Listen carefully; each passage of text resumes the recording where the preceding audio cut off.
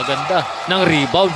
Eto na, Valdivia on the run. Marvin, good pass to Ramos. Yes, partner. Kanina si Valdivia ang binigyan ng bola. Eto si Ramos naman ang nabigyan ng bola. Napakaganda ng combo nitong dalawang to. At lamang na partner ang Vertex Maritime, 28-27. Urmatam.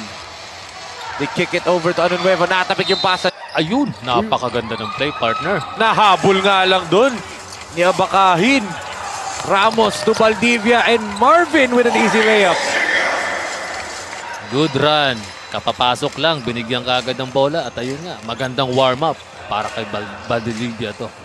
And yung block dun kanina ni Abakahin, di ba? Hindi lang pala siya scorer eh. As an offensive foul whistle dito on Urmatam.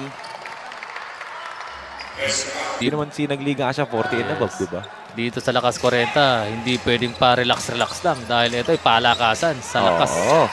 Eh sigurado lalamang ka. At ito na nga. Yun, napakaganda ng play, partner. Nahabol nga lang dun ni Abakahin. Ramos to Valdivia and Marvin with an easy layup. Good run. Kapapasok lang, binigyan kaagad ng bola. At ayun nga, magandang warm-up para kay Valdivia to. And yung block dun kanina ni Abakahin, di ba? Hindi lang pala siya scorer eh. As an offensive foul whistle dito on Urmatam. Tinawag natin Lakas dito 40, eh. Pwede naman sinagliga siya 40 and above, di ba? Dito sa Lakas 40, hindi pwedeng pa relax-relax lang. Dahil ito ay palakasan sa lakas. Oo. Eh sigurado lalamang ka. At ito na nga. Kaabang para sa magandang 3 points ulit ni Vice Mayor Jen Alonso. Yes, pero agaw yun ni Speedy Mike. Pero na-turnover din niya. Valdivia and Speedy Mike, teammates yan nung season 1 for Taytay J Project. Ngayon, magkalaban na sila. Yes. Napakaganda mo ng spin na yun. What a move by Paul Rick. Nakita niya maliit yung defender, binigay yung space, go for the right, and then umikot lang. Ayun. Pasok. Simple basketball, 2 points. Coach Mike misses the three-pointer. Tumatakbo ito si Jeffrey Kenzie. Gives it to Gene Boy. To Del Ponzo. Back to Ramos. Gene Boy attacks the baseline. Valdivia kicks it out. Reguera, the hot hand. He checks para kay Paul Reguera. Wow. Si Paul Reguera, 3 quarters pa lang nilalaro. Eh, di ba tayo tapos sa 3rd quarter, ha? As may block pa siya doon. Yes, napakaganda ng depensa ng mga naka-blue. Wow. Valdivia hustling hard.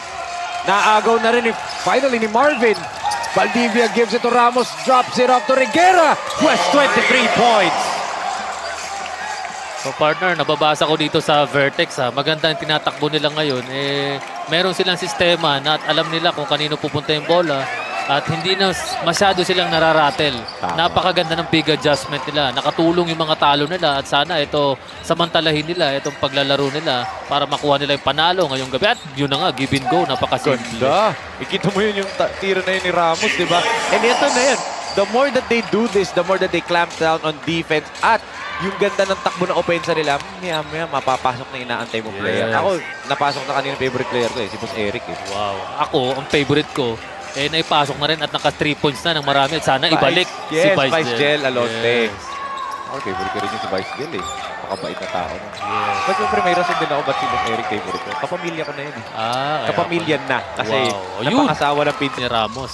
Hindi niya na pinalampas ang fast break na yun. Partner, 18 na yung kalamangan ha. Kaya Ganun nga. kabilis.